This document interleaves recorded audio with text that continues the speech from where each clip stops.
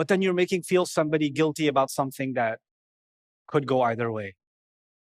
And I'm going to give you, you guys know I'm not a faqih. You guys know that. I don't give fatwa and issue things like that. And I know somebody will try to pull this part of what I'm going to say and turn it into something else. That's fine. I personally don't care, because I have to speak what, I have to try to do justice to what I've come to understand. May Allah correct me if and when I'm wrong. When I'm wrong, not if when I'm wrong, because we're all going to be wrong at some point. And I'm sure I'm plenty wrong. Here's something I was researching for a long time. It's not a class about fiqh, so please put that disclaimer. I was really interested in the prohibition of music. I really wanted to understand it, because when I had kids, when I grew up on Sesame Street. I grew up on cartoons, and every cartoon has a theme song. You know that, right? And we pretty much all know them, right? You could be as Islamic as you want, you still remember. Okay? So, then on top of that, movies and, the news. This just in, the elevator. When you get put on hold, right? When your phone rings, when somebody else's phone rings, when there's an announcement in the mall, when you're getting a haircut, there's so much haram everywhere. You need earplugs to exist on this planet. I needed to understand the prohibition of music. I really wanted to grasp it. And there are several ahadith that talk about this issue. And the problem with me is I recognize the limit of my area of expertise. I am not a specialist in hadith by any stretch of the imagination. I'm a student of hadith for my own benefit, but I don't talk about it public. I don't lecture on it, because that's not my area of expertise or my area of research.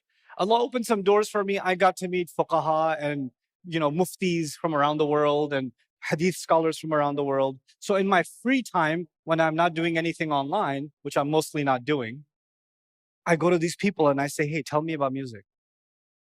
Not in public and in their living room. I was just in the Mufti of Wilaya's office, the Mufti's office in Kuala Lumpur, the federal Mufti's office, where all the Muftis sit in the office together and they issue fatwa on issues. And they had me do a session with them. And at the end, I was like, hey, can you fatwa me a little bit? Can we talk about some stuff? So I had conversations with them. When I go to Oxford, I went and sat with Dr. Akram Nadawi and I discussed the hadith about riba and music and other stuff. When I get a chance to when I was in New York, there's a couple of scholars I really trust their opinion in New York. They like to keep their name private, so I won't tell you. But I go to them and I just let loose, ask everything. And I went to some fuqaha in Turkey because I wanted to gain perspective. The Malaysians are Shafi'i, the Turks are Hanafi. So I wanted to kind of really understand and then one of the students I met, he told me not to say his name yet, so I won't tell you. Okay, I won't tell you. But he was in Makkah. And he's just finishing his master's thesis, and brilliant guy. And he's been in Makkah for 12 years. And I just hung out with him, talked to him about the same issues, because that's not my area. I want to benefit from what they have to say. My area of research is Quran. So my first question was, where is music talked about in Quran? Nowhere. It's not there. The one place where you can argue it might be there is Surah Luqman. وَمِنَ النَّاسِ مَنْ يَشْتَرِي لَهْوَ الْحَدِيثِ لِيُضِلَّ عَنْ سَبِيلِ اللَّهِ. Surah Luqman, among the people is someone who purchases vain speech to misguide others from the path of Allah.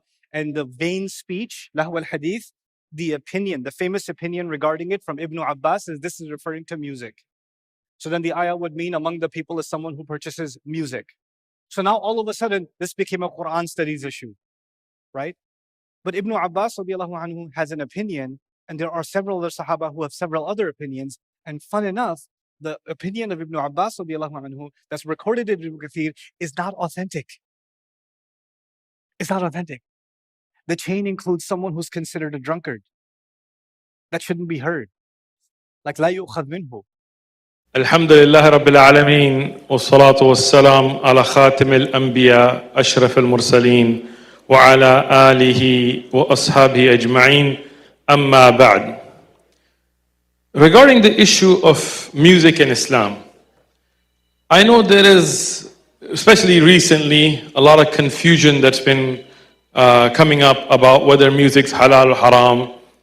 And this is something that, subhanAllah, And I remember the late 90s, early 2000s when we had a lot of Tullab ilm and Shuyukh and Sheikh ibn Baz and Sheikh ibn Uthaymeen and Sheikh Albani and others, their durus were being studied. We never really had this issue come up. Like nobody really even brought this up. But unfortunately, due to the circumstances that we live in, meaning at a time where we have a lot of pressure to try to liberalize or water down Islamic rulings, we're seeing some people who respected imams that are trying to find ways to accommodate people's desires. And I'm not pointing out any particular person. This is not an attack on any individual, just presenting. Regarding the issue of music, the first thing that we hear from some of these imams is that music's everywhere. You know, how are you supposed to live in America if you're going to be walking on the mall with ear clogs and, you know, music is, you know, you're at the dental office and, you know, music's everywhere. So to be a good Muslim, do I got to put corks in my ear? Well, the fact of the matter is haram is everywhere. I mean, people that are not dressed appropriately are everywhere. Like if you go drive down the freeway, you're going to see a billboard and it's going to have a woman in not proper clothing or a man in them Speedos or whatever.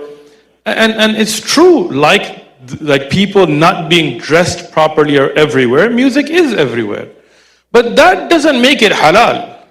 I mean, be clear, alcohol is everywhere, right? You go to work, sometimes people are drinking. You go to a park, people are drinking. That doesn't make it halal. It's a very scary thing when an imam, a scholar, says, well, music's everywhere, so, you know, what do you do, right? The imams that are putting this stuff out, they're not thinking through the effect they're having on the youth either. When you open that door, then understand, you're saying music's halal. You're saying, you go to a Nirvana concert, I'm old, sorry, you know, my references to music are not going to be new, you know. And you're out there buying tickets and you're rocking out there, well, that's halal then. Right? No, this is not a dalil in the Sharia that, oh, if music's everywhere, that means it's halal. No, you do your best to stay away from what is haram. That's very different from saying something is halal. Tayyib. So if something being prevalent doesn't make it halal or haram, what does make it halal or haram? Now, Allah subhanahu wa ta'ala, in the Quran, when He gives us an order, when the Prophet ﷺ in Sahih Ahadith tells us something, when the Sahaba radiyallahu tell us about something, then those are adillah, those are evidences for halal and haram. Now, before I get into the evidences, and I'm not going to go over all that I have collected because this is not the place to go into that depth. I'm going to go very briefly and I'm going to focus mostly on the Quran itself today. Before I go there, I do want to make a few points. I understand many people listen to music. I don't live in a vacuum. I know. But understand that something, even if it's prevalent amongst Muslims, does not make it halal. Many people watch TV shows, Muslims. They watch TV shows that have women that are not dressed according to the Sharia. I mean, they're not full niqabbed up, right? That has music in the background and so on. It's one thing to sin and ask Allah for forgiveness, and it's another thing to try to make that sin halal. You understand the difference? But when you start taking something haram and making it halal, now you're on the borderline of kufr. Now you are trying to play with the sharia of Allah subhanahu wa ta'ala. Tayyib. But what is the evidence? Because in the Sharia, Allah makes everything halal until there is evidence to make it haram. Right? In the Sharia, every ibadah is a bid'ah until you have dalil to say that it's from the sunnah. So when we say music is not permissible, we have to present evidence. It's not just, I don't like it, or my Sheikh said, no. So in the Quran, in Surah Luqman, and I'm going to present here with the scans from the books that I mentioned. Why? Too many imams and too many ai say things without evidence. They'll just say it. and because they are respected, people will take it. I don't want you to take my opinion for me. I'm a nobody. I'm an authority. I want you to see the evidences, and these are all books from my own personal library, and I took these pictures myself. You can see they're not well taken, and I scanned them so you can see the evidences, and inshallah whoever wants these pictures can take them. We'll share them with you. So then when you educate people, you do it with adillah. You don't say Uthman said. Who's Uthman? You will say Allah said, and the ulama of Islam in their books said, and these are the evidences. Tafsir Ibn Kathir, one of the best known, well-respected tafasir of the Quran. Ibn Kathir is well known. If you study Quran and tafsir, Ibn Kathir is well known. This is Dar ibn Jawzi's print. This is as well known, those of you that are Tullab ilm. This is one of the best works on the takhrij, on the checking of ahadith as printed with tafsir Ibn Kathir. And I have a video that talks about this print by itself. But I wanted to show this from Surah Luqman, where it talks about مِنَ النَّاسِ مَنْ يَشْتَرِي لَهُ الْحَدِيثِ. From the people, there are those who buy useless amusement. That distractive amusement, that vain talk to try to misguide people.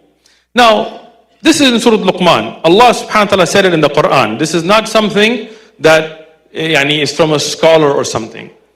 But now, what is lahul hadith? What does it mean that useless talk or that useless amusement? What is the meaning of that ayah? We cannot give our own meanings to the Quran. We cannot say, in my opinion, it means this. Who are you? We go back to what Rasulullah sallallahu alaihi wasallam and the Sahaba radiyallahu anhum that were present when these ayat were revealed said about these ayat. And from this, as you can see from your screen, we have the report that Imam Ibn Kathir brings, and I'm going to focus on this one here, that he brings from Ibn Jarir al-Tabari, and he brings the entire chain of narrations here. And he says that Abdullah ibn Mas'ud said, Ghina, Wallahi alladhi la ilaha illahu. And he repeated this 3 times. He swore. Who is this? Huh? Abdullah ibn Mas'ud. Who is Abdullah ibn Mas'ud? He is a Sahabi or no? Khalas, man, you guys all, nobody knows Abdullah ibn Mas'ud Sahabi? Respond. Abdullah ibn Mas'ud is the one that Rasulullah sallallahu alayhi wasallam said, go take the Quran from him. Yeah. Go and learn the Quran from him. He is the one that Rasulullah sallallahu alayhi wasallam explained about his understanding and his recitation of the Quran. So what does Abdullah ibn Mas'ud say with 3 times taking qasam on Allah? That the meaning of this ayah, what Allah is forbidding you from is music. See? Now again, this is a summarized.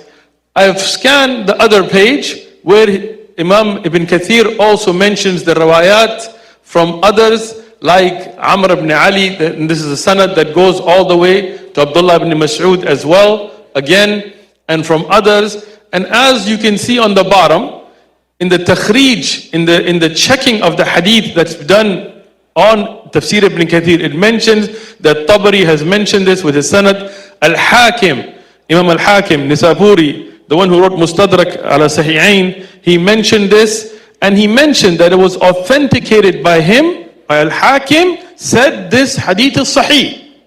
And Al-Dhahabi, Imam Al-Dhahabi, who did the checking on Al-Hakim, also said that it was sahih.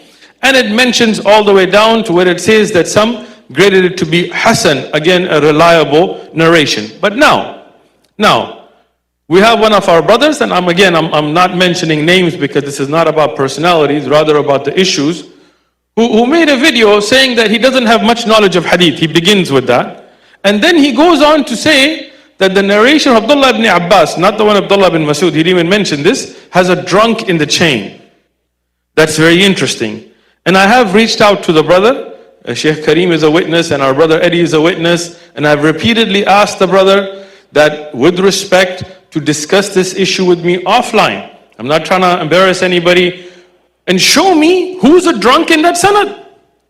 And I will show you the asanid. Imam al-Hakeem, al-Dhahabi, these experts of hadith from the past, and we'll talk about present day scholars as well, reviewed these asanid and said that there is no doubt to their authenticity. And if you make a claim like that, you need to bring evidence. You need to give the name of which rawi. Rather, these ahadith are not just mentioned through singular chains. Please pay attention to what I'm saying.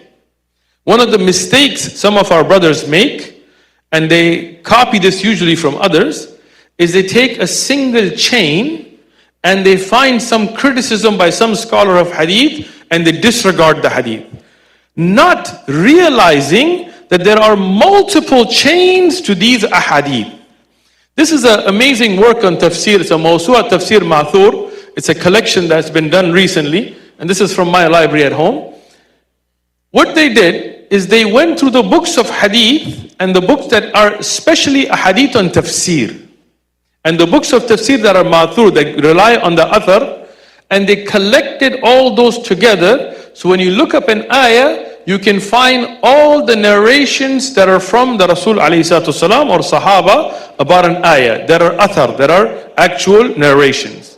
You will see on your right, regarding this ayah and lahu al-hadith and the meaning of it, there is the narration from Abdullah ibn Abbas radiyallahu anhuma. Now, the first narration I presented was from who? Don't confuse them. Abdullah ibn Mas'ud, who said what about this ayah? What does it mean? Music. This is Abdullah ibn Abbas now. Who is Abdullah ibn Abbas? The cousin of the Prophet ﷺ. What else about him? The Prophet ﷺ made dua for him that Allah gives him the understanding of what? Wahi, of the Quran. And praised his understanding. I want you to pay attention, because if somebody says Ibn Hazm said, or somebody says Sheikh Fulan said, we're not here to compare between. We're talking about those Sahaba that Rasul ﷺ taught them the tafsir and told us to take the tafsir from them, to understand the Quran from them. Abdullah ibn Abbas radiyallahu anhuma is the one that Umar ibn Khattab radiyallahu anhu would sit him amongst the senior Sahaba, even though he was very young. And he would ask questions to show the senior Sahaba how deep his knowledge of the Quran is. And those of you that know, you know about his tafsir of إِذَا جَاءَ نَصْرُ اللَّهِ وَالْفَتْحِ, and how he understood it deeper than others. And that's why Rasulullah sallallahu alaihi wasallam praised his understanding and made dua for him.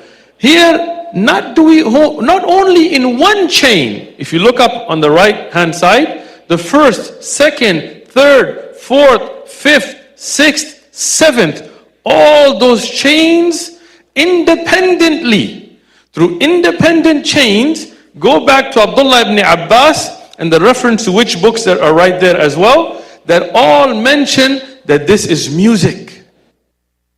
So Abdullah ibn Mas'ud, separate. Abdullah ibn Abbas, separate. Now where is the drunk?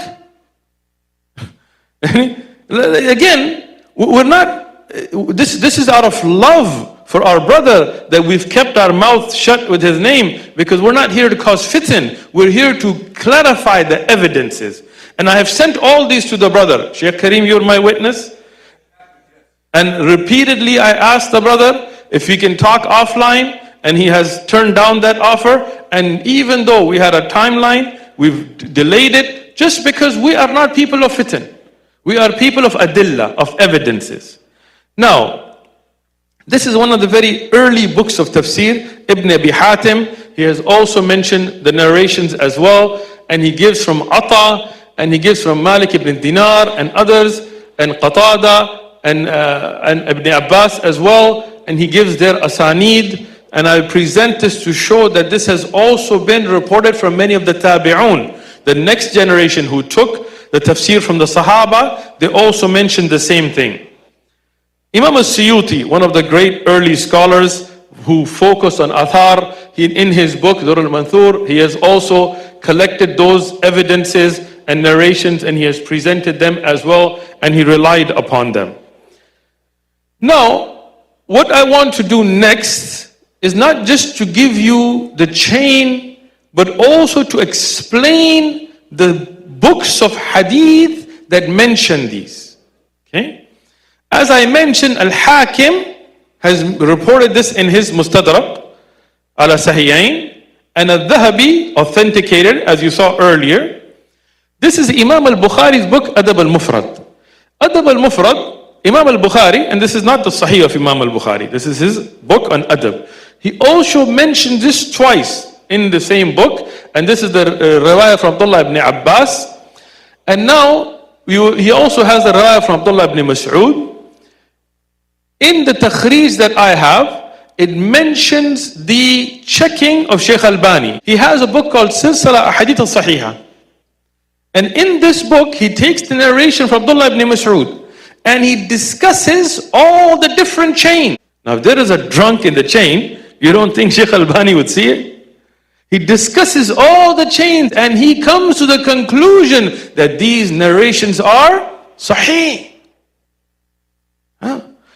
Now, I went to the books, not just from the later scholars in this, but even the ones that have the narrations across the board, like Sunan al-Kabir of al-Bayhaqi, and I looked up the actual chains of narration. So this has the whole chain from Abdullah ibn Mas'ud, where he took the qasam and he said this is music.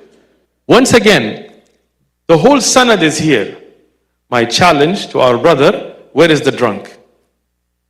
Right?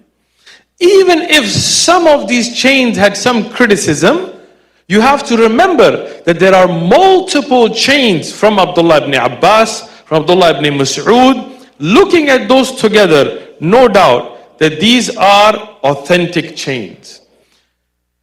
Now, why did I take the time to scan all of these and put all these up? Why? Because when we discuss something, we respect people's rights to have opinions. We're not forcing our opinion on anybody.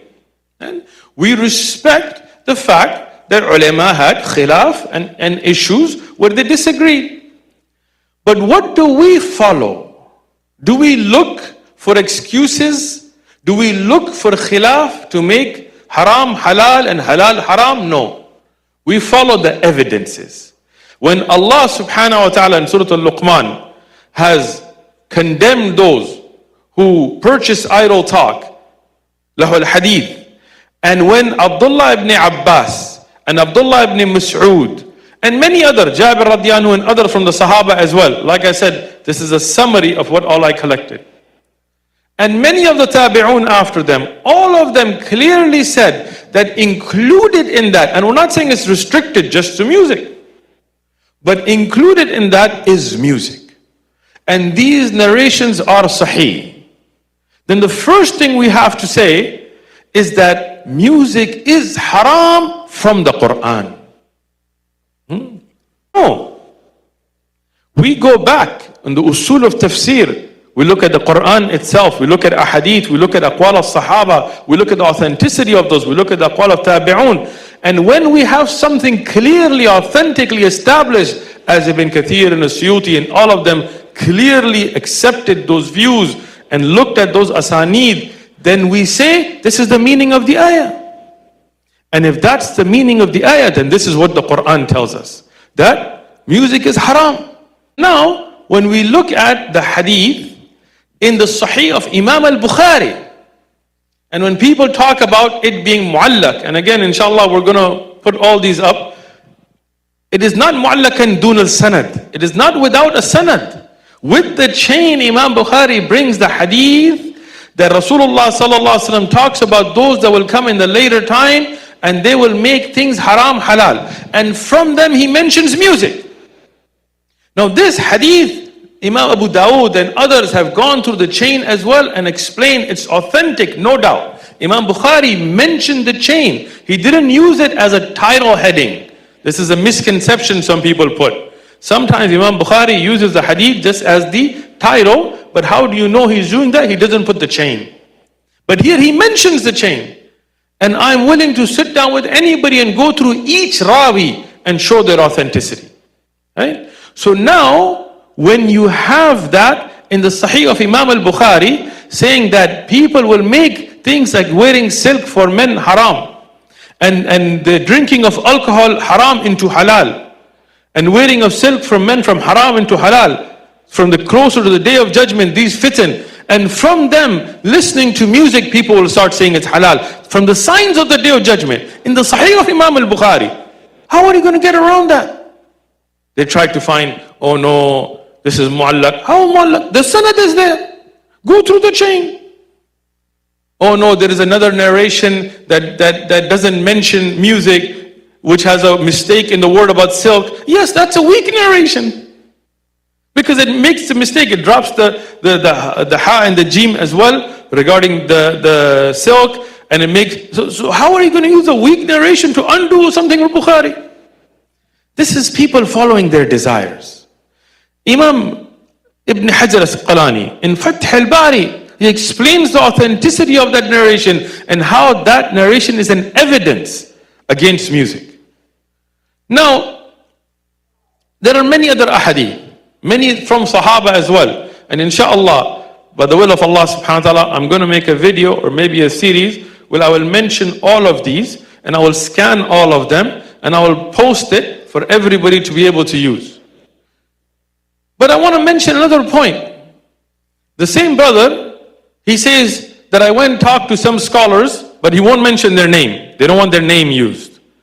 You know, when you're doing something good, you know, usually you have no problem with mentioning somebody saying that, look, if I ask Sheikh Kareem, is Salah fard? Do you mind if I use your name? See, I can use his name, right?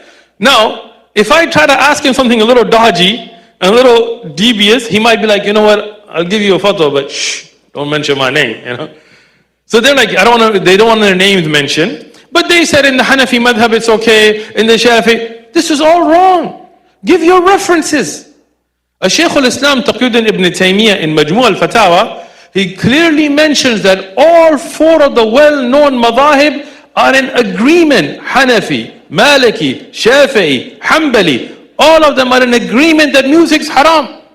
In fact, entire books were written that stated there is ijma', consensus of the ummah that music's haram. Now, you could disagree and say, no, there were some scholars that had different opinions. You could debate the issue of ijma', but you cannot debate the issue that the four madhahib. I went into Hashia ibn Abidin, which is the standard to know the Hanafi madhab. I went and looked at the Majmu' of Imam al-Nawawi, and then the works of Ibn Hajar al-Haythami to look at the standard of the Shafi'i madhab, the Hashia for Dusuqi for the Maliki madhab, Rawat al-Murbi', and then its Shuru', the Sharh Rawat al-Murbi', then Muntaha al-Iradat and al-Iqna' for the Hanabila.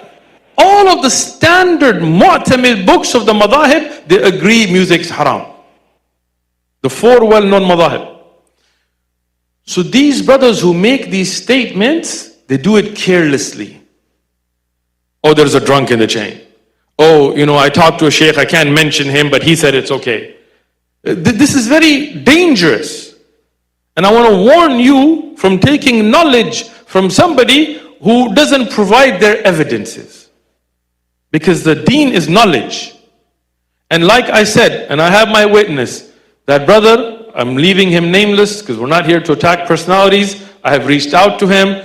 It's been over a month. We're waiting for him, even though he sent other people's videos, so he read our articles. He has not taken us up on the opportunity to sit privately. We're not trying to shame anybody. Just so we can present the evidences, he's afraid to even look at the evidences with us. Here, I'm presenting this. And the brothers and sisters of Dallas, I'm here. Anybody from shuyukh and ulama and a'imma that want to sit privately or publicly to discuss these evidences, I'll fly back with my books on my head and I will present them, inshallah. We just want to sit and clarify. If they're on the haqq, let them bring their evidences. We have come with our evidences and we are here, inshallah, with love and respect and nasiha, well-wishing.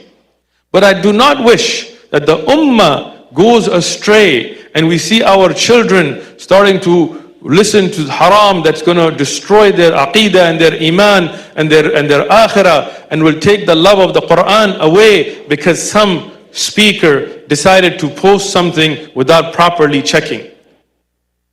With this, inshallah, I want to end with one last thing. Regarding music, we have the Quran. We have the aqwal of the Sahaba about the ayat. We have the Sahih Ahadith. We have the aqwal of the A'imma, the tahreem of it. But I will mention one more thing. Ibn al-Qayyim, he says a beautiful statement, and this has been attributed to some of the Sahaba as well, where he said, nothing grows nifaq, hypocrisy, in the heart like music. It grows hypocrisy in the hearts.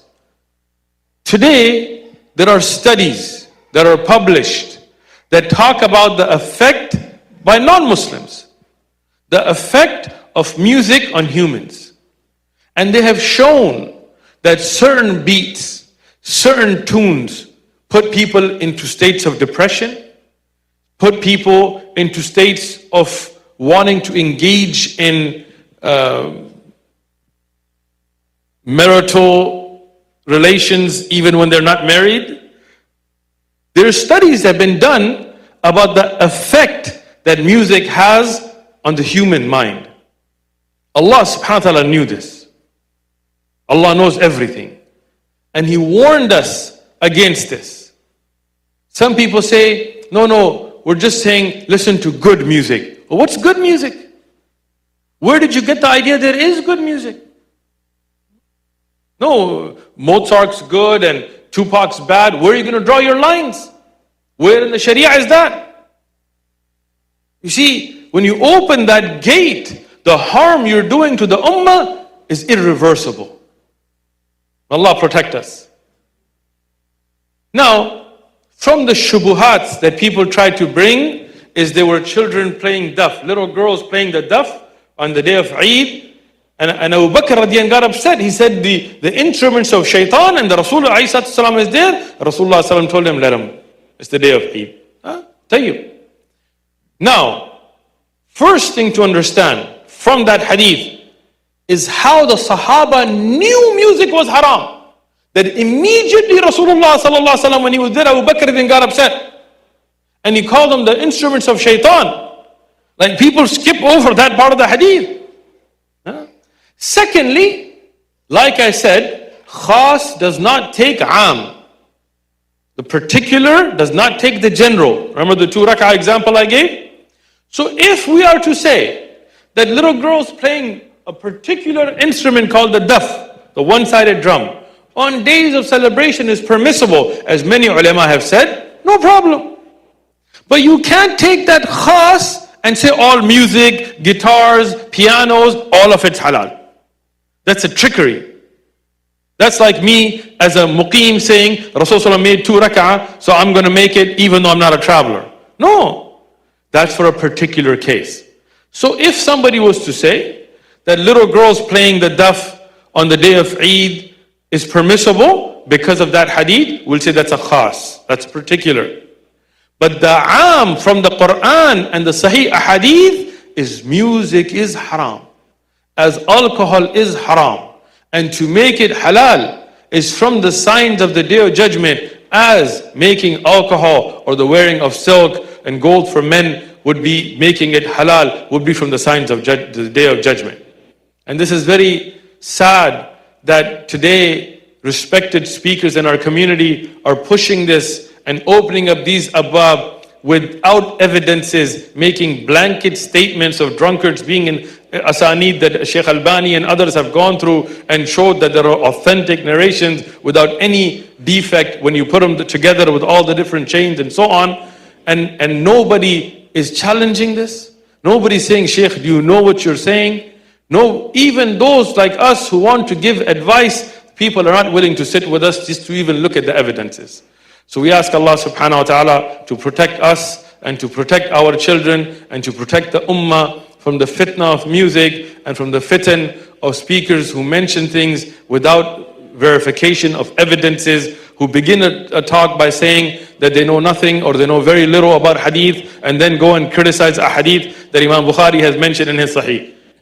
Something that amazes me how the beginning and end don't match. But we ask Allah subhanahu wa ta'ala to guide them and guide us. And we love all our Muslim brothers and our speakers and our imma. And we say this out of respect. And we say this out of a want of unity upon the Kitab wa Sunnah. Any questions? So how about the trend that we have these days, like people use the sounds of the mouth, which is called as a cappella, right? And it's exactly like music. So is it halal to use that? And then using of drums outside of occasions, because that is also termed as halal these days. Tayyib. First and foremost, regarding a cappella doesn't necessarily mean making the sound of music with the sound. A cappella was a style of singing where it would be basically somebody freestyling singing, right? Just to give you a definition, right? If you take the human sound and you synthesize it with a machine until it becomes the sound of music, and you make it into a drum beat, you make it into a guitar sound, because in the end sound is just frequencies, right? So now you're trying to cheat Allah subhanahu wa ta'ala. It's like the people that put their nets in on Friday and took it out on Sunday and said we didn't fish on Saturday. Why? Look, if you look, the halal is bayyina, is clear, haram is bayyina. And that which is in the middle, the shubuhat, if you go there, you will fall into the haram. So stay away from it. We say that's not permissible. If you make it synthesized using equipment into the sound of music, then it becomes music. نبی کریم صلی اللہ علیہ وسلم کی حدیث ہے اور قرآن کی آیت بھی ہے. قرآن مجید میں اللہ سبحانہ تعالیٰ نے لہو الحدیث کا ذکر کیا, ٹھیک ہے. تو لہو الحدیث کی جو تفسیر ہے, according to the top scholars, according to the Sahaba, according to all 4 schools of thought, Hanafi مذہب میں, شافعی میں, مالکی میں اور حنبلی میں, تمام میں یہ رولنگ ہے کہ میوزک از حرام. تو میوزک کے بارے میں ان کی رائے ہے کہ اٹس امپرمیسیبل, نمبر 1. نمبر 2, لہو الحدیث کا ذکر جو آتا ہے, جو سب سے بڑے مفسر مانے جاتے ہیں قرآن مجید کے, عبداللہ ابن عباس رضی اللہ عنہما, جن کو نبی کریم صلی اللہ علیہ وسلم نے اپنے گلے سے لگا کے دعا کی تھی کہ او اللہ اس کو دین کی سمجھ دے دے, وہ یہ کہتے ہیں کہ یہاں پہ لہو الحدیث کا مطلب قرآن کی تفسیر میں میوزیکل انسٹرومنٹس ہے, ٹھیک ہے. عبداللہ ابن مسعود, جن کے بارے میں آپ صلی اللہ علیہ وسلم نے فرمایا تھا اگر کسی نے قرآن پڑھنا ہے تو عبداللہ ابن مسعود سے پڑھے, ان کا کہنا یہ ہے کہ یہاں پہ لہو الحدیث سے مراد میوزیکل انسٹرومنٹس ہے. اور دیگر علماء, مشائخ اور جتنے بھی مذاہب میں نے آپ کو بتایا, اور خاص طور پہ جو حنفی مذہب ہے اس کے اندر تو بہت سخت ممانعت ہے. وہ تو یہ کہتے ہیں کہ جو بندہ میوزک سنتا ہے نہ صرف وہ گناہ گار ہے بلکہ اس کی ٹیسٹیمنی بھی قبول نہیں ہوگی, اس کی گواہی بھی قبول نہیں کی جائے گی اگر یہ پتہ چل جائے کہ یہ بندہ میوزک سنتا تھا, ٹھیک ہے. سو یہ میں بتا رہا ہوں آپ کو اسٹینڈس فرام دیٹ پرسپیکٹو. نبی کریم صلی اللہ علیہ وسلم کی حدیث ہے جہاں پہ آپ نے فرمایا, اور یہ بالکل صحیح حدیث ہے بخاری کے اندر, کہ آپ نے فرمایا کہ ایک ٹائم آئے گا جب میری امت کے لوگ جو ہے کچھ چیزوں کو اپنے لیے حلال کر دیں گے. کہنے کا مطلب یہ کچھ چیزوں کو حلال کر دیں گے جو حلال ہیں نہیں. اس میں کیا ہے, یعنی حرام ریلیشن شپس کو لوگ حلال سمجھیں گے, کپڑوں کا یعنی جو سلک پہننا, مردوں کا ریشم کپڑے پہننا, یہ اس کو حلال سمجھیں گے, زنا کو لوگ حلال سمجھیں گے, اور میوزیکل انسٹرومنٹس. اور یہ حدیث بخاری کی ہے, اور بخاری کے بارے میں پوری امت کا کنسنسس ہے کہ it is the most authentic book after the Quran. یعنی صحیح بخاری جو ہے اتنے کیئرفل طریقے سے یعنی کمپائل کی گئی حدیث کہ قرآن کے بعد سب سے اوتھینٹک بک جو ہے وہ امام بخاری کی جو صحیح حدیث ہے وہ ہے. اور اس میں یہ حدیث آ رہی ہے جہاں پہ بتایا گیا کہ آپ صلی اللہ علیہ وسلم نے وارن کیا تھا کہ آخری زمانے میں ایسے لوگ آئیں گے جو میوزیکل انسٹرومنٹس کو اپنے لیے حلال کر دیں گے, حالانکہ وہ حلال نہیں ہے. آگے آپ دیکھیں کہ جنرلی اگر آپ اس وقت اسلام کو تھوڑی دیر کے لیے پیچھے رکھیں, آپ جنرلی میوزک انڈسٹری کو اٹھا کے دیکھ لیں. آج اس وقت جو میوزک مارکیٹ میں اویلیبل ہے اس میں سے 90% ابو یا تو وہ حرام ریلیشن شپس کو فوکس کر رہا ہے, تم ہی میری چاہت, زندگی, بندگی, عاشقی, دیوانگی وغیرہ وغیرہ, یہ سارا کچھ چل رہا ہے. یعنی بیگم کے لیے تو کوئی نہیں ایسا کہتا, یہ تو کسی اور کے لیے کہا جا رہا ہے. دوسرا, اگر آپ ریپ اور ہپ ہاپ میوزک کو اٹھا لیں تو وہ گالیوں سے بھرا ہوا ہے. آپ ہیوی میٹل کو اٹھا لیں یا ہارڈ راک کو اٹھا لیں تو وہ سیٹانک میسیجز سے بھرا ہوا ہے کہ آپ صلی اللہ علیہ وسلم جب کہیں سے گزرتے اور ان کو کسی میوزیکل انسٹرومنٹ کی آواز آتی جو بانسری وغیرہ بج رہی ہے تو آپ اپنے کانوں میں انگلیاں دیتے تھے. یعنی آپ صلی اللہ علیہ وسلم جن سے ہم پیار کرتے ہیں उनको म्यूजिक से इतनी नफरत थी कि अगर आप कहीं से गुजरते और उनके कानों में आवाज़ पड़ जाती, यानी कि कोई किसी को कह रहे हैं कि तुम बजाओ और सुनाओ, बस गुजर रहे कहीं से आवाज़ आ रही है, तो आप अपनी कानों में उंगलियां डाल लेते और इब्न अब्बास से पूछते कि क्या आवाज़ बंद हो गई, तो कहते अभी तक बंद नहीं हुई, तो कानों में उंगलियां रखते। फिर पूछते अभी बंद हो गई, कहते अभी भी नहीं हुई। फिर कुछ देर के बाद पूछते अभी बंद हो गई, तो कहते हाँ या रसूलल्लाह अब हो चुकी है, तो फिर वो कानों से उंगलियां बाहर निकाल देते। इस हद तक आप सल्लल्लाहु अलैहि वसल्लम को म्यूज़िक से नफरत थी। तो जब आप पूरे एविडेंस को देखते हैं तो इसमें कोई शक नहीं रह जाता। और जैसे कि मैंने बताया कि तमाम मज़ाहिब के अंदर, तमाम स्कूल्स ऑफ थॉट के अंदर ये कैटेगोरिकली चीज़ हराम रही। People from Bangladesh. Sheikh, as far as I know, that music is haram because of the hadith in Bukhari.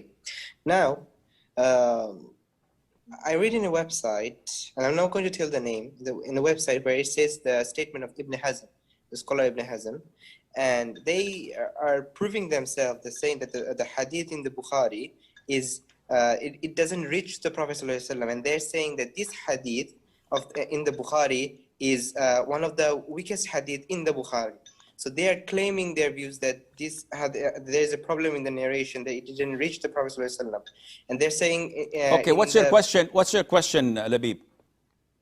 My question is that, according to the, is it really that the music is haram? Or Okay, is the hadith really sahih? I will answer you, inshallah. Labib from Bangladesh says there is a website that claims that the view of Ibn Hazm about music is valid, and he did not name the website, and he says that they claim that al-Bukhari's hadith is the weakest of all regarding the music, etc.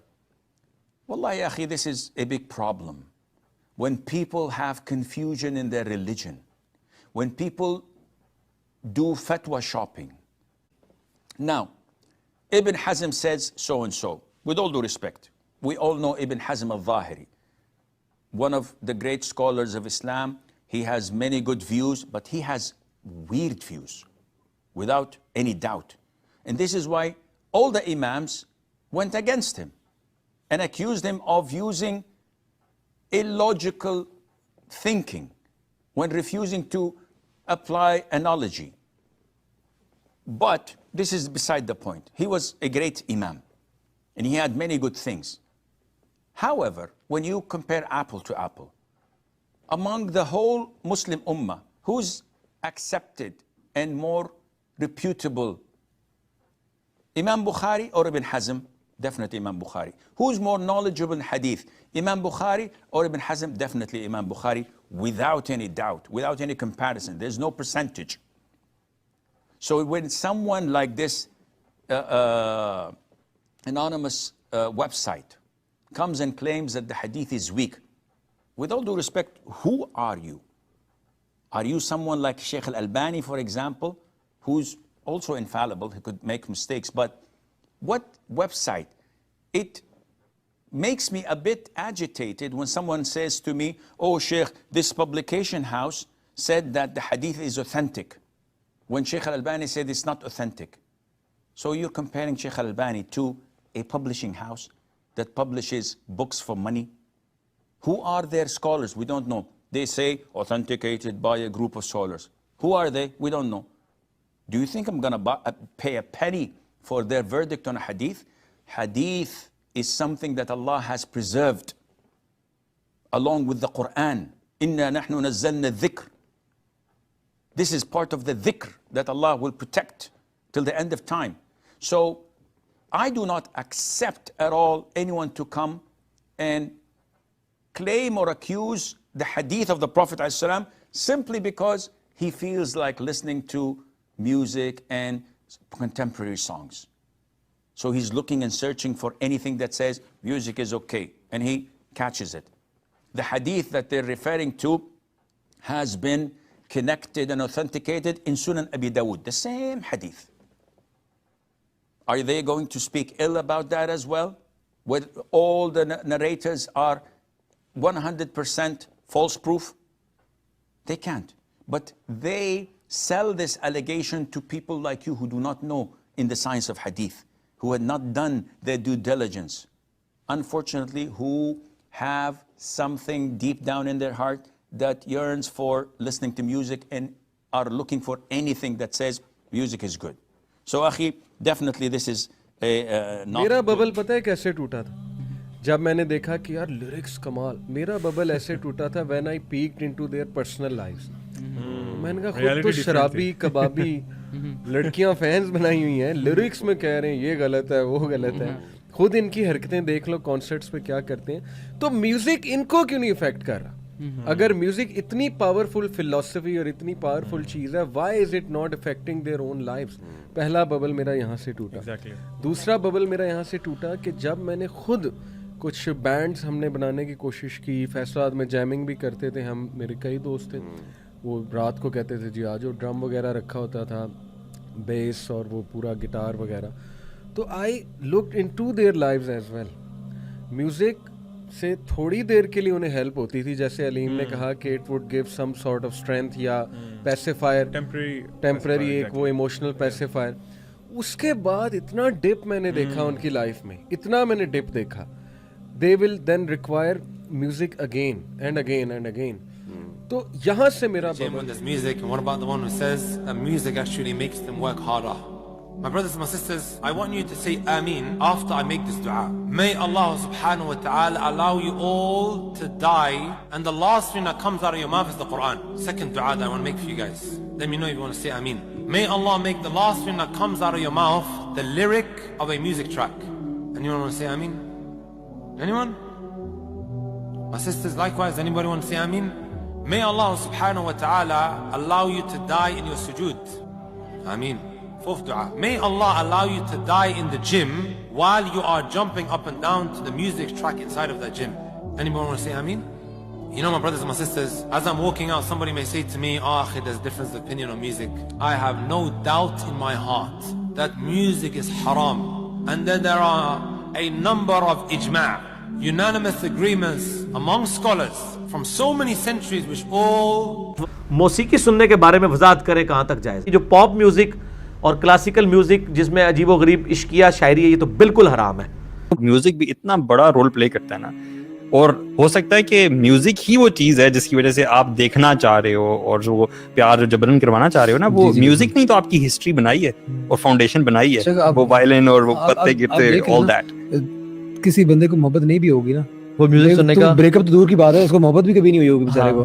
وہ بھی کوئی sad song سنے گا نا کوئی جا کے ارجیت سنگھ کا, وہ بیچارہ افسوس میں بیٹھ جائے گا, جی پتہ نہیں کیا ہو گیا, گاڑی کی شیشے سے باہر دیکھے گا یوں کر کے, تو جو نہیں ہے تو کچھ بھی نہیں ہے. اور دوسرا عقیدے پہ اٹیک ہو رہا ہے, ان چیزوں کی وجہ سے عقیدے پہ اٹیک ہو رہا ہے. وہی بات آتی ہے کہ یہ جو سانگز ہیں نا, یہ پوچھا جا رہا شیخ میں ایک وہ یاد ہے کہ تجھ میں رب دکھتا ہے یارا میں کیا کروں, تھا نا ہمارے ایک بات نہیں ہے, سجدے سر جھکتا ہے یارا میں کیا کروں, مطلب سجدے میں وہی مقام. اسی بات سے تو میرے ذہن میں آ رہی ہے نا وہ والی بات کہ اللہ تعالیٰ کو جو مقام دینا تھا نا, وہ ان بالی ووڈ اور ہالی ووڈ کے سانگ تو خیر بالی ووڈ کے ہیں, لیکن ہالی ووڈ کی جو فلمیں ہیں ان میں بھی یہی چیز دی جا رہی ہے کہ وہ مقام آپ نے دے دیا ہے نا. یہ کچھ اس طرح سے یحبونہم کحب اللہ, کچھ اس طرح سے ورڈز ہیں کہ وہ ایسی محبت کرتا ہے جیسی محبت اللہ سبحانہ تعالیٰ سے ہونی چاہیے. لیکن جو ایمان والے نا والذین آمنوا اشد حبا للہ, جو ایمان والے نا ان کو محبت ہوتی ہے لیکن اللہ اس کے رسول سے ہوتی ہے صلی اللہ علیہ وسلم. اور یہ بات دیکھیے, میں کچھ دن پہلے ہی کوٹ پڑھا تھا, غالباً یا تو حذیفہ بن یمان تھے یا عبداللہ بن عباس تھے, مجھے ان کے صحابی کا نام بھول, جس نے روایت کی ہے, کہتے ہیں music only increases hypocrisy in your heart.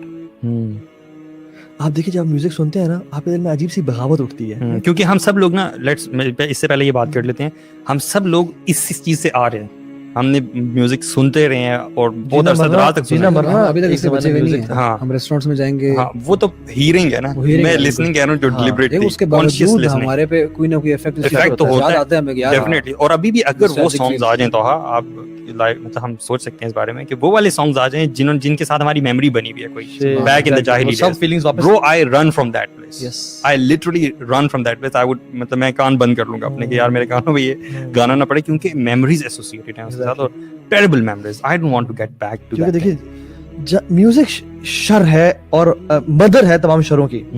جہاں میوزک ہے وہاں زنا ہوگا, جہاں میوزک ہے وہاں پہ الکوہل ہوگا, جہاں میوزک ہے وہاں پہ ڈرگس ہوں گے. یار یہ تو ہم بات کر رہے ہیں نا, ان لوگوں کی بات کریں جو کہ پیک پہ گئے ہیں اس میں اور وہاں سے واپس آئے ہیں, جیسے ڈاکٹر بلال فلپس ہیں, he was a lead guitarist back in his days. پتہ ہے آپ کو ان کا پورا ان کا, اور نیپولین دیکھیں, اور کتنے ریپرز ہیں یار جو وہاں سے آئے اور جو آپ کو میوزک انڈسٹری کی ریالٹی بتاتے ہیں کہ شیطان کی وہاں پہ پوجا کی جاتی ہے, اور ان لوگوں کے ڈائریکٹ کنیکشنز ہوتے ہیں شیطان کے ساتھ. اور کیا کچھ نہیں اس کے آپ آڈیو, اس کی آپ بیسیکلی لیرکس دیکھ لینا, آڈیو پورنوگرافی ہے, اللہ تعالیٰ کے ساتھ شرک ہے, Satan worshipping भी है इसमें. बिल्कुल खुल्लम खुल्ला.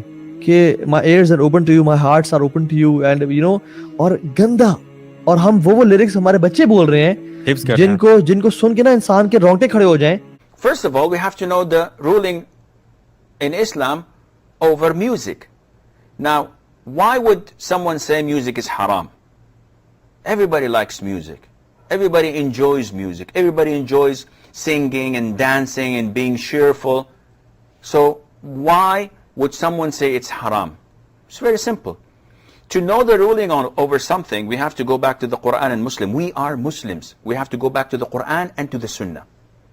Do we get our religion from out of the Quran and Sunnah? No.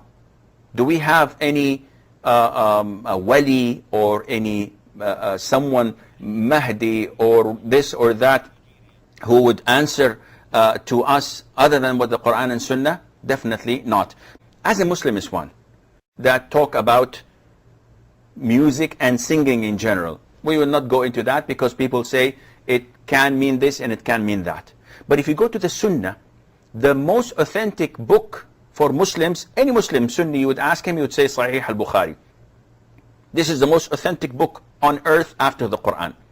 And in Sahih al-Bukhari, the Prophet ﷺ tells us that there will be people of my ummah making haram things halal. And they would make adultery, fornication. They would make silk. They would make consuming intoxicants, khamr. And music instruments halal. 4 things. The Prophet ﷺ told us that there will come people who would make these haram things halal. So the Prophet is the one who told us that music is haram. And the evidence behind it is overwhelming. Ya akhi, let's assume that there is no Quran on this topic and there is no hadith on this topic. What's the ruling on music? We go to our 4 great imams, great schools of thought. We find that the consensus of the school of thought of Abu Hanifa, of Al-Imam Malik ibn Anas, Al-Imam Muhammad ibn Idris al-Shafi'i, Al-Imam Ahmad ibn Muhammad ibn Hanbal, the 4 schools of thought, and you definitely, and the people of Indonesia, are one of them. You have to follow one of them. They all say that music is haram. The consensus of the scholars. So, do I follow the Quran? Do I follow the Sunnah? Do I follow the 4 schools of thought? The 4 schools of thought? Or do I follow some Tom, Dick and Harry who say that it's permissible for a sheikh, a respectable sheikh, to swing right and left and sing songs and maybe dance and chant for the sake of da'wah? And tomorrow, maybe they'll say it's permissible for the sake of da'wah to go to a discotheque and dance with women and maybe call them for dinner for the sake of da'wah. What else? What kind of da'wah is this? Da'wah to another religion? Islam is so simple and pure. Islam is your connection with Allah Azza wa Jal. It cannot be misled. You cannot mislead people and misguide people through what only the Sheikh says. Simon says music is halal. Simon says it's okay to dance women and men together. It's okay to mix. It's okay to handshake. And it's okay to do this and that. And everything goes against Islam. What else is Islam? That is why we have to be careful of those who claim to be scholars or to be students of knowledge, who divert people from following the Quran Sunnah and ask people to only follow themselves. This is not Islam. All individuals evaporate in front of the Quran and Sunnah. They all dissolve in the Sharia. We only glorify the Quran and the Sunnah. But it's haram.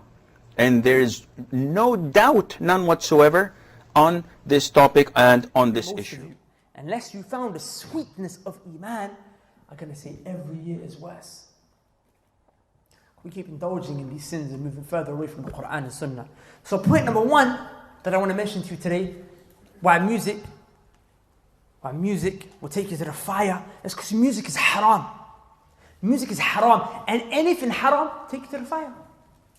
Anything haram that you do and you don't repent for it, it's going to take you to the fire. And what's the evidence? In Surah Luqman, and we have to start with this first because there are people that are even going to tell you music's not even haram. They can say, bring me the evidence. No problem, bring you the evidence right here. Allah Azza wa Jalla said in Surah Luqman, He said, وَمِنَ النَّاسِ مَن يَشْتَرِي لَهْوَ الْحَدِيثِ لِيُضِلَّ وَمِنَ النَّاسِ مَن يَشْتَرِي لَهْوَ الْحَدِيثِ لِيُضِلَّ عَنْ سَبِيلِ اللَّهِ. That there are people from the human beings. There are people from mankind. What do? They try to misguide people from the path of Allah. How? Through lahw al-hadith. Through lahw al-hadith. You have to understand the reason why this ayah came down. There was a man from the Quraysh. He was a kafir, mushrik, an idol worshipper. He was about to accept Islam. So when the people heard that he's about to become Muslim, he said, I'm going to the Prophet ﷺ to become a Muslim. The leaders from the Quraysh said, we're going to lose one of our guys. We can't lose him. So they said, I'll tell you what we do. He's a man at the end of the day. And what's a man's weakness? Women. So we're going to line up some girls for him. Some girls. And we're going to make them sing for him. We're going to make them sing for him. We're going to make them sing for him. His own little private show. That's what they set up for him. And he was saying, look, Muhammad gives you X, Y, Z, but look what we got for you. We got you the girls, man. And they're singing and they're dancing for you. And then the man, he became misguided by that music and those girls. And refused to accept Islam. He died as a disbeliever to be doomed into the hellfire for eternity. So then that's the reason why Allah sent this ayah down. وَمِنَ النَّاسِ مَن يَشْتَرِي لَهْوَ الْحَدِيثِ. There are people from the human beings who they come with this lahw al-hadith, this corrupted speech, this senseless speech, this stupid speech. What is it? Music. What is it for? لِيُضِلَّ عَنْ سَبِيلِ اللَّهِ. The whole reason that they come with this music, what is it for? It's to divert you from the path of Allah. So you learn something powerful from this ayah right here. Brothers, sisters, music is always going to divert you from the path of Allah.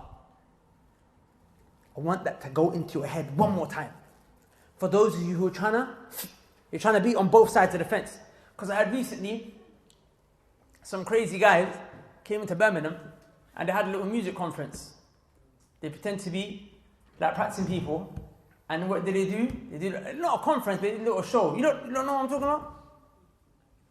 Anyway, it happened in your city. I don't know how you let that happen. If they ever came to London, you don't need to be careful and vigilant, man. You can't be letting crazy people into your city like that, singing Allah, and then there's music playing in the background, and there's boys and girls sitting next to each other. A'udhu billahi minash shaitanir rajim. These people are only going to take you away from Allah. So my brother, listen, no matter who you're listening to, I don't care if you tell me he's a political rapper, he's a conscious rapper, I don't care if you tell me, he comes with deep stuff, Music, is it music? يُضِلُّكَ عَنْ سَبِيلِ اللَّهِ. It's going to divert you from the path of Allah Azza wa Jal. It's there to divert you from the path of Allah Azza wa Jal. Is that making sense? So you need to stay far away from music. Not only that, the Sahaba of the Prophet sallallahu alaihi wasallam, who witnessed these ayat coming down, who understood every word in them better than you and me. What did they say? They said, lahw al-hadith is music. They said, lahw al-hadith is music. Furthermore, Abdullah bin Mas'ud radiyallahu anhu was the companion of the Prophet who said, every ayah of the Quran, I know where it came down, why it came down, when it came down. If I knew anyone who had more knowledge of the Quran than me, then I would have jumped on my riding beast and I would have gone to that person. He had the most knowledge of the Quran. What did he say about this verse? He said, Wallahi. He said, I swear by Allah, I swear by the one, there is no one that deserves to be worshipped except him. This ayah is talking about music. This ayah is talking about music. So what is it? وَمِنَ النَّاسِ مَن يَشْتَرِي لَهْوَ الْحَدِيثِ لِيُضِلُّ عَنْ سَبِيلِ اللَّهِ بِغَيْرِ عِلْمٍ وَيَتَّخِذَهَا هُزُوًا أُولَٰئِكَ لَهُمْ عَذَابٌ مُهِينٌ. They're going to have a humiliating punishment. Where? In the hellfire. I told you, it takes you to the fire, right? So we call it fire in the booth. It is fire in the booth. It takes you to the hellfire. And it's a humiliating, tormenting punishment. And it's always take you from the path of Allah. Listen, why is it that so many brothers are doing the madness that they do? Music. We're hearing about all the killings, the shootings. We're hearing about all the teenage Muslim girls pregnant, abortions, boys getting kafir, girls pregnant, smoking drugs, drinking alcohol. Where's it coming from? Is this Allah's path? Is drugs and alcohol Allah's path? No, that's the path of music. So when you're listening to this stuff, it's getting you gassed, and you start following and walking down that path. It diverted you from His path. Does that make sense? That's the first point I wanted to mention. And that proves to me and you that music is haram. In fact, take questions at the end, please, inshallah. Barakallahu fi. There's 5 different ayat that refer to music. Some of which more I will mention to you, inshallah ta'ala. So don't ask me for more. There's over 14 hadith, or at least 14 hadith from the Prophet sallallahu alaihi wasallam which are authentic, that specifically mention music. Like in a person, if one evidence is not enough for him, then 100 evidences is not going to be enough.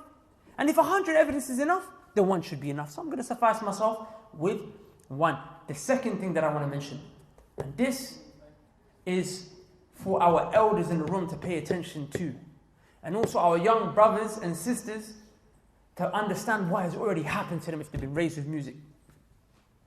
And this is the hold shaitan has on the children, and the hold that shaitan has on your pockets when a person indulges in music. Allah subhanahu wa ta'ala said, وَاسْتَفْزِزْ مَنِ اسْتَطَعْتُ مِنْهُمْ بِصَوْتِكَ. When Allah threw shaitan out of hellfire, when Allah threw him out of paradise, Allah said to shaitan, وَاسْتَفْزِزْ مَنِ اسْتَطَعْتُ. Take whoever it is that you want and do what? Fool him. Fool him. Allah said to him, take whoever you want and fool them gradually. With what? Bisotik. With your voice. What's the voice of shaitan? What's the voice of shaitan? Allah said, fool whoever you want to try and fool with your voice. What's the voice of shaitan? Abdullah ibn Abbas radiyallahu anhuma, again a companion of the Prophet sallallahu alaihi wasallam, the Prophet made dua for him, say, Allahumma faqihu fi din wa'allimhu ta'wil. Allah give him a deep understanding of the religion and teach him the interpretation of the Quran. The Prophet's dua is never rejected. The Prophet's dua is accepted, right? So how did he interpret this ayah? He said, the salt, the voice of shaitan is music. And so did his student Mujahid ibn Jabrin rahimahullah say that. And he was the greatest student of this companion. And it was said that if the tafsir, if the explanation of Mujahid comes to you, فَحَسْبُكَ بِهِ, then that should be enough for you, that should suffice you. There's nothing else that you need after that. If Mujahid explained the ayah, that's how the ayah is. Because he got it from the Prophet's student, who got it from the Prophet sallallahu alaihi wasallam. He even said that salt, the sound of shaitan, the voice of shaitan is music. So then when you put those headphones in, my brother and my sister, and you're out there listening to whoever the hell it is that you're listening to, these drill rappers. Some of you people are listening to these mad rock stars, they even call upon shaitan. They throw up devil signs and whatnot nowadays. You're actually making the sign of the devil. I'm not going to make it because I'm not a devil worshipper, brother. But now you've got Muslims putting up the devil sign. So you hear the devil, and next thing you know, your body starts moving towards the devil. Now you got rappers. Rappers weren't on this Satan worshipping thing. But the point is that music is what? It is the speech of Satan. So then they're throwing up these, you know what I'm talking about, the devil sign, right? It's when they do that with this finger. You know what I'm talking about, right? It's a devil sign. So they throw that up. Who told them to throw it up? That was known for the rock stars, the rock artists. But why are they doing it? They listened to the speech of shaitan so much, it overtook them. So then what did Allah say after? He said, take whoever you want and try to befool them, try to mislead them, try to mash them up with your voice. Then Allah subhanahu wa ta'ala said, take your horsemen. Yeah, shaitan's got horsemen. Take your horsemen, shaitan. And also, what else does he have? He's got soldiers on the ground. Back in the days, they used to have men on horses. In the army, they used to have soldiers on the ground. The cavalry's on the horse, and infantry's on the ground. Today, they got soldiers on the ground. They still call it infantry. And what do they have? They don't have horses no more. They got tanks. They got tanks. So Allah subhanahu wa ta'ala said, take your horsemen. Take your big soldiers, shaitan. And take your guys on the ground. Take your foot soldiers. Take your guys on the roads with you, shaitan. And do what? Do what? Allah subhanahu wa ta'ala said, take them. And Allah said, make assaults on them. Attack them. Attack them with your horsemen. Attack them with your jinn. Attack them with your devils. And pay attention, the shayateen, the devils are of two types. There's human jinn and there's devil jinn. There's human jinn, There's two types of devils. There's human devils and there's jinn devils. Shaitan is a jinn devil. Shaitan's children and his followers are jinn devils. There's also human devils too. Shayateen al-ins we call them. So Shaitan's army is made up of both. So when Allah Azza wa Jalla tells him, attack them if you want, try. And by the way, Allah tells us, it's not like Allah is encouraging him to attack us, by the way. Because Allah told us how to protect ourselves from him. Rather, Shaitan himself told us that I'm going to take everyone, Allah, off the path except for those who are sincere for your sake. Except for those who are sincere for your sake. But these people here are not sincere for Allah's sake. So Shaitan's going to attack you all day, every day. He's going to attack you with a jinn. You wonder why you get possessed. You wonder why you start seeing nightmares. You wonder why you start, even, wallah, I'm not going to lie, when the Sheikh was reciting the Quran, wallahi, I saw some of you twitching. Because you're hearing the Quran, the little jinn is moving inside of you. I actually, one of you I was looking at, I'm not going to bait it out. I was thinking, I really believe this guy's got something in him. Because when you hear the Quran, what happens? It affects you. If you ain't got no shaitan in you, if you ain't got no evil jinn in you, you're relaxed. But if you've got no shaitan, you start feeling restless. You want it to end. Oh, he's going on too loud. He's raising his voice. It's too much. Does that make sense? That's because the shaitan already attacked you. These rappers that you see, they're part of shaitan's army. These singers that you see are part of shaitan's army. These drillers that you hear, they're part of shaitan's army. They're part of his infantry. They're his foot soldiers on the ground. They're the ones he's sending to run around. And what did Allah Azza wa Jalla say at the end? And this for the parents to pay attention to. Allah said, وَشَارِكْهُمْ فِي الْأَمْوَالِ وَالْأَوْلَادِ وَشَارِكْهُمْ فِي الْأَمْوَالِ وَالْأَوْلَادِ And have a partnership with them. Allah is saying Shaitan will have a partnership with you in your wealth. When you listen to music, Shaitan has a partnership with you in wealth. He also has a partnership with you in your children.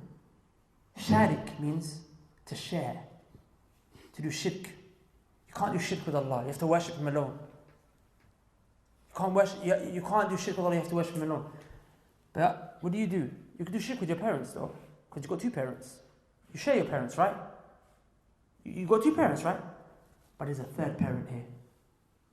وَشَارِكُمْ فِي الْأَمْوَالِ وَالْأَوْلَادِ Iblis, Lucifer, Shaitan, may Allah's insistent and consistent curse be upon him, is also now a parent to you.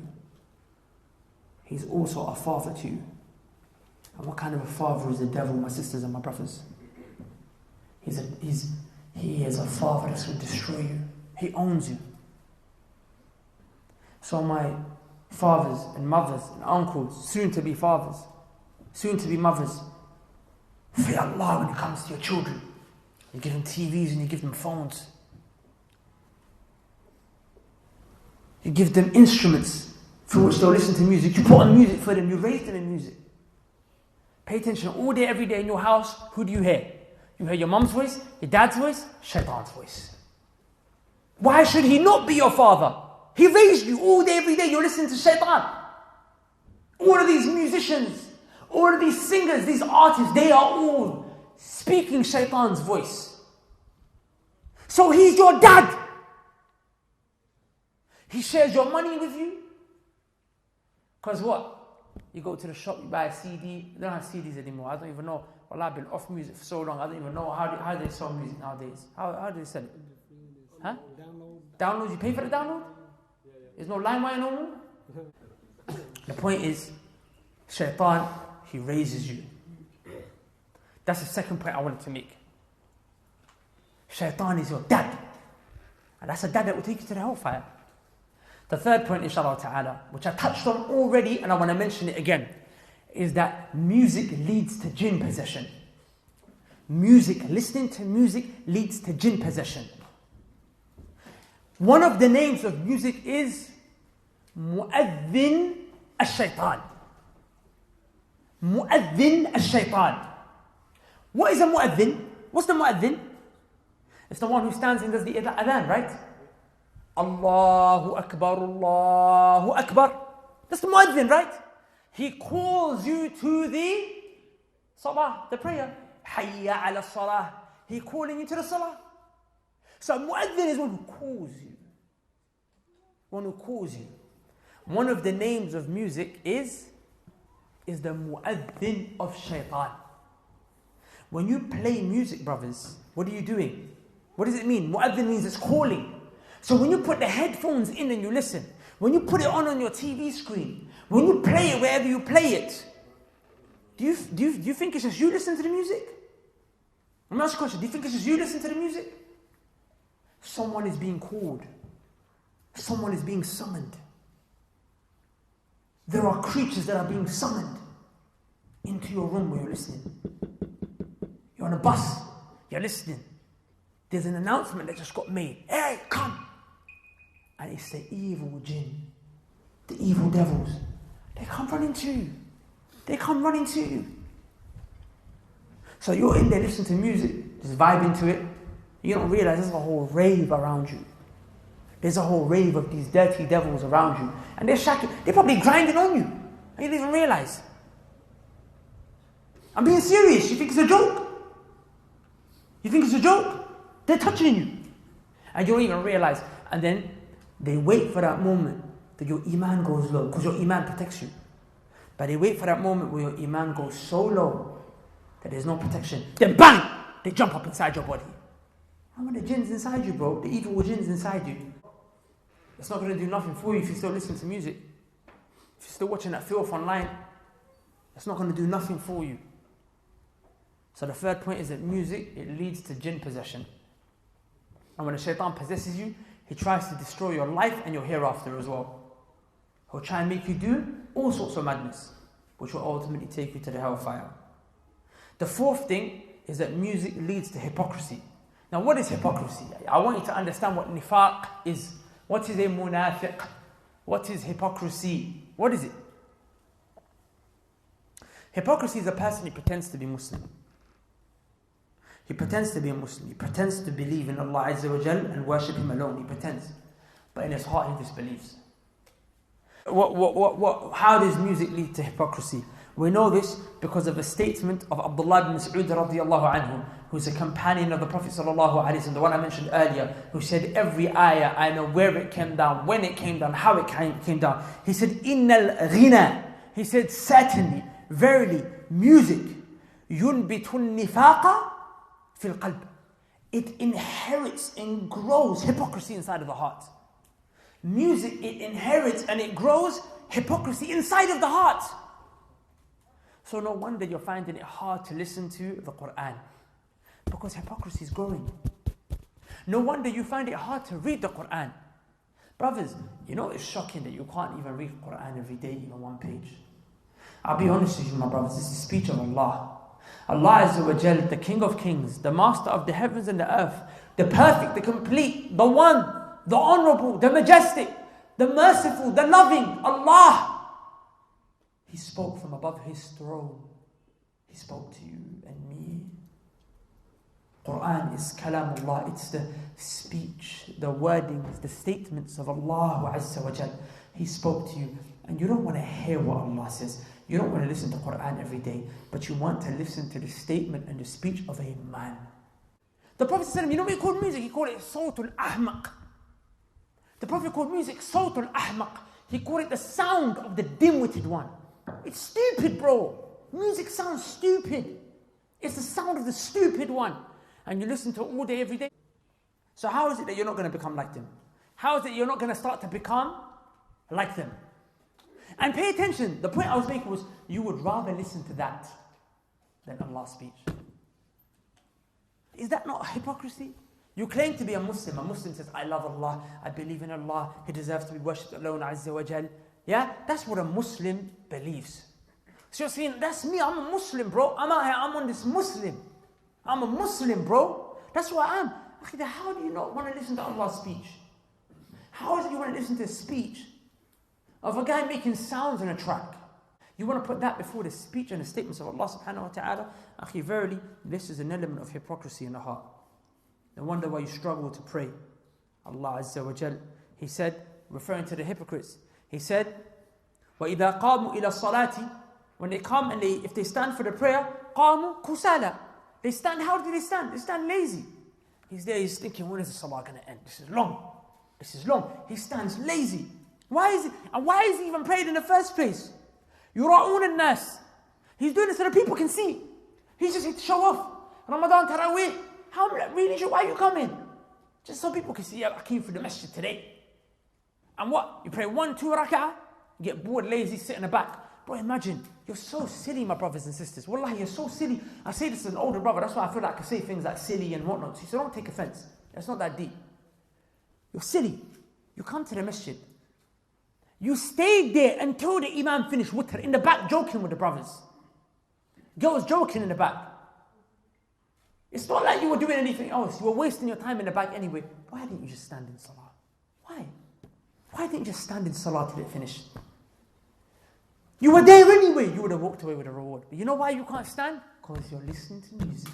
And hypocrisy is growing in your heart. Hypocrisy is growing in your heart. Some you left music and you still can't stand. You know why?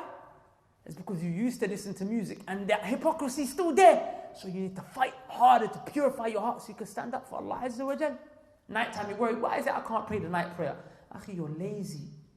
Because hypocrisy is growing in your heart. It makes you weak to worship Allah. And these are the characteristics of the hypocrites. That's how deep it's got, and they're oppressed. But they got Masjid al-Aqsa, even trapped from it.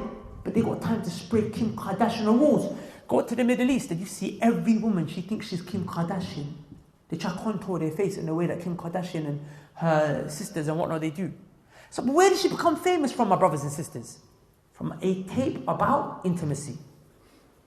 And then every now she becomes a bit quiet, she loses fame. What does she do? She releases a couple dirty pictures. So she get famous again. So what is she? She's not a prostitute. She's a prostitute. Am I lying? Am I lying? Is she a prostitute? But what kind of message does that send to all of our girls? You want to be famous? What do you do? What do? You want to be famous? You want to make money? You want to make money? Sell yourself. And don't get twisted when I tell you that our Muslim sisters are already walking down that path. You think they don't know what they're doing when they're putting on makeup and walking down the street? You think they don't know what they're doing when they're making that hijab slightly convertible, a little bit of hair sticking out? Why the hell are you doing that, sister? Allah told you to cover your beauty. And I'm not here judging anyone. I know there's people that have come because they want to make change, but I'm trying to make you understand what's taking place. Because you might not even know necessarily what's taking place, but I want you to understand what you've been caught up inside of. When you see these hijabi YouTubers online, what are they doing? What are they doing? What are they doing? Why is it that they make makeup tutorials? Why? Why? Because they know that their beauty is going to get them views. Why is it that they're hijabis but they wear these tight clothes? Why? Because they know that the ones who wear the tight clothes, they get more views than the ones who don't wear tight clothes. Now, what has this got to do with being a prostitute? The Prophet ﷺ said that a woman who goes out there with perfume on, she puts on perfume so that men can smell it. Listen, you got sisters. Put your hand up if you got sisters. You need to be paying attention to my brothers. You need to be paying attention then. You need to be paying attention to what's going on. Because you don't want to be a youth. You don't want to be a man who doesn't care how his women go out there. Because that person, Allah's going to punish him severely on the Day of Judgment. You see, when a woman puts on perfume with the intention of going outside to please the men, the Prophet ﷺ said that woman is a zaniya. That woman is a fornicatress. She's a woman who wants to sleep around with men. It's true, she's not sleeping with them right now, but why does she put the perfume on? Because she wants the man to pick up her number, take her, wine her, dine her. Obviously, non-alcoholic wine if it exists. I don't know if it exists, but she wants that. She doesn't even want non-alcoholic wine. She wants the wine. And she wants what? She wants him to then sleep with her. So, if a woman goes out there wearing perfume, my brothers and sisters, and she's doing it to please the men or to attract the men, and that woman, the Prophet says she's a fornicatress, then what about the one who wears makeup? What attracts the men more, perfume or makeup? But you look back at her, and she could be unattracted to you. What does she do? She puts that makeup on her face, and suddenly she looks like, what? Oh my days. And that brings you in. So then now what about the women who make a living off makeup tutorials? What about the women who make a living off fashion? Showing their bodies, putting it out there, taking pictures of themselves, selfies of themselves. Where is this all coming from? To the point where now we've got hijabi on Playboy. Playboy, do you have any idea what the hell Playboy is? Of course you know what Playboy is. And a hijabi girl goes and poses on Playboy. And furthermore, Muslim men and women defend her. And where is it all coming from? It's coming from music. Coming from these artists. You see a woman, she become famous because SEX sells. You think I can do the same. Whether you're doing music or not, but you took it from there. So that was the fifth point, that zina, fornication, it comes as a result of ruqya. And not just that, by the way, homosexuality, which is an extreme form of fornication, it also comes from music. Ibn al-Qayyim rahimahullah ta'ala said, anywhere where you see music spreads, you'll see zina, fornication, and homosexuality spreading. Now look at these artists, man, wearing these tight clothes, the way that they dress, doing all of the mad things that they do. Look at them, where is it all coming from, bro? Now you've got artists that wear dresses. Have you seen it? You've got gangster artists that wear dresses. That famous show, The Wire, the lead character's what? The lead gangster's what? He's gay. So you're watching the show thinking, this guy's sick. Because they made this character to be like some sick guy. But you're like, should I like him? Because he's gay. He's gay, he's got a boyfriend. In the show, he's got a boyfriend. But he's out there, he's smirking, man. He's holding down the ends. So you're thinking, this guy's sick, but he's gay. Bro, do you understand what they're doing to you? Do you understand what the hell they're doing to you? They're making homosexuality easy for you. You got a rapper, a gangster rapper. He's got hair that's rainbow. He's got rainbow hair, he's got rainbow teeth. Now, let me ask you a question. What is a rainbow? What color is a rainbow? Is that not the LGBTQ, XYZ, A, B, C, D, E, F, G, H, I, J, K, L, M, N, P? Every day they're adding letters. 1, 2, 3. It's algebra for them. These men are playing algebra with you. I said, is that not their color? The gay flag. And he's got his hair in that color. And you don't realize what he's doing to you. It's turning you, what? Gay. Be honest with you. It's leading you down that path and you don't even realize it. It's making you feminine. And wallahi, another point I wanted to mention, and I'll just bring it in here, is that you have to understand the Prophet ﷺ said, "Al-mar'u ala dini khalilihi, falyanzur ahadukum man yukhalil." A man is upon the religion of his best friend, so be careful who you make friends with. A man is on the religion of his best friend, so be careful who you make friends with. It's going to take you to the hellfire, man. It's not a joke. And to the parents here, I ask you to fear Allah subhanahu wa ta'ala in regards to how you raise your children, because you'll be questioned on the day of judgment by Allah subhanahu wa ta'ala how you raise them. Don't give them no TVs. Don't give your children no phones. Don't give your children access to these things. You have no idea what your kids are doing. Wallahi, you know, I thought to do a series called What Your Daughters Are Up To. Because I got so, if I show you the emails I got, you'd be shocked. I thought about doing a series called What Your Daughters Are Really Up To. Wallahi, I'll be honest with you. It's going to upset a lot of people, man.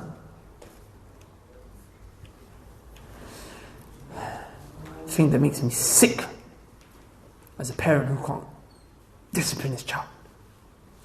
As an auntie used to come to me, say, my daughter, this, that, and the other. My daughter, she wants to go clubbing. My daughter's this, that. She's, hanging around with men, blah, blah, blah. And you know what the mum does? The mum's the bloody problem. She drives the daughter to the club, and then the father picks her back at 4 a.m. and drives her back home. I said, auntie, what the hell are you doing? She said, no, she's safe because I'm dropping her and my husband's picking her up. I'm like, how the hell are you letting her go to the club? She said she's going to leave the house. Let her leave. Well, how far is she going to go? Not long till she comes crying, running back. But you're out there. Wallahi. Subhanallah. मैं कहता हूँ एक हदीस भी ना होती, हालांकि हदीस सही भी मौजूद, हदीसें बिल्कुल मौसीकी की हरमत की पक्की। मैं कहता हूँ ना होती, बिलफर्ज जिक्र ही ना होता दीन में कि मौसीकी बुरी है, फिर भी अल्लाह ने अक्ल दी है। जो ईसा अलैहिस्सलाम ने बात की, ये मेरी बात पल्ले बांधे, हर बात पर हदीस दिखाओ, कुरान दिखाओ, कोई नहीं, ये सिर्फ शैतान लोग कहते हैं। कि दरख्त अपने फल से पहचाना जाता है। ये बात याद रखो कि मौसीकी के नतीजे देखो कि औरतों का बेपर्दा होना, मर्दों औरतों को मिले, ऐसे नतीजे क्या निकले? अगर तो इससे तकवा पैदा हो रहा है, अल्लाह रसूल की मोहब्बत हो पैदा हो रही, लोग पहले से नेक बन रहे हैं, तो बिस्मिल्लाह, दीन जरूर कहेगा ठीक है। जिससे देखते हैं कि कुरान से मोहब्बत हटती जाती है, अय्याशी की तरफ जा रहा आदमी दिन दिन गर्क हो रहा है, पता नहीं चलता। तो मौसीकी के बारे में समझ, मौसीकी तना नहीं रही, अब हर मसला ही हल हो गया कि नतायज क्या है। जो चीज बुरे नतीजे दे रही है इसके बारे में पूछने की जरूरत नहीं कि अल्लाह सब हराम है। जो शर पैदा करें, अल्लाह का दीन क्यों हलाल करें? अस्सलाम वालेकुम। बाकी जो ज्यादा ही दलील मांगते हैं ना, मैं अब यहाँ कह रहा हूँ कि मुझे पखाना हराम होने की दलील अगर कोई दिखा देना कि कुरान और सुन्नत ने कहा पखाना ना खाओ, ले आए वो दलील जहाँ ये जिक्र किया है, लफ्ज नहीं मिलेगा कहीं कि हराम है, धोने का जिक्र है, सब कुछ है, मगर ये लफ्ज जैसे ये मांगते हैं कहीं लिखा हो कि पखाना हराम, मुर्दार हराम कहा गया, तो ये नहीं आए। पेशाब नहीं कहा गया, ईसाई पीता था, कहता था इसमें तो शफाई बड़ी है, मैं अपना पेशाब पीता, क्या करें?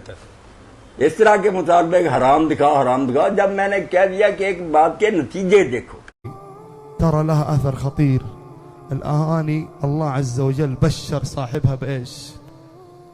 بماذا بشر الله صاحبها في سورة لقمان؟ ومن الناس من يشتري لهو الحديث. ما هو لهو الحديث؟ يقسم بالله ابن مسعود بأن لهو الحديث هو الغناء. اشترى لهو الحديث، صار يسمعه في سيارته، في جواله، في بيتهم، صار عادي عنده الأغاني.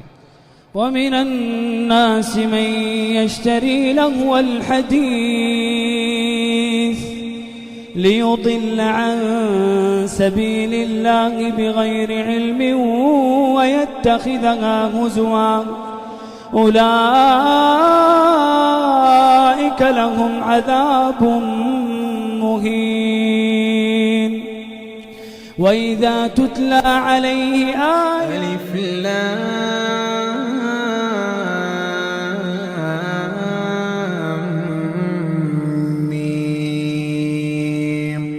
تلك آيات الكتاب الحكيم هدى ورحمة للمحسنين الذين يقيمون الصلاة ويؤتون الزكاة وهم بالآخرة هم يوقنون أولئك على هدى من ربهم وأولئك هم المفلحون. ومن الناس من يشتري لهو الحديث ليضل عن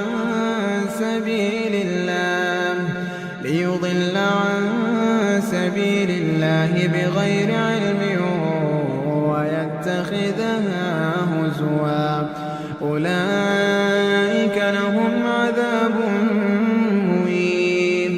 وإذا تتلى عليه آياتنا ولا مستكبرا كأن لم يسمعها كأن في أذنيه وقرا فبشره بعذاب أليم. إن الذين آمنوا وعملوا الصالحات لهم جنات النعيم خالدين فيها وعد الله حقا وهو العزيز الحكيم. خلق السماوات بغير عمد ترونها وألقى في الأرض رواسي أن تميد بكم وبث فيها من كل دابة وأنزلنا من السماء ماء فأنبتنا فيها من كل زوج كريم. هذا خلق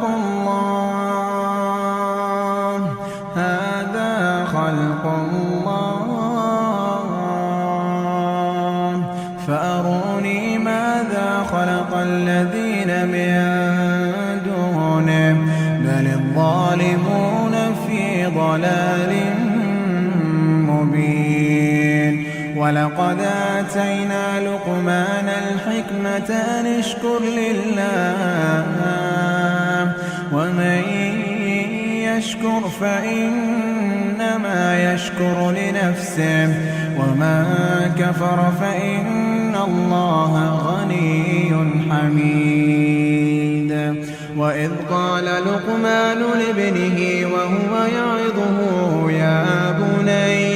يا بني لا تشرك بالله إن الشرك لظلم عظيم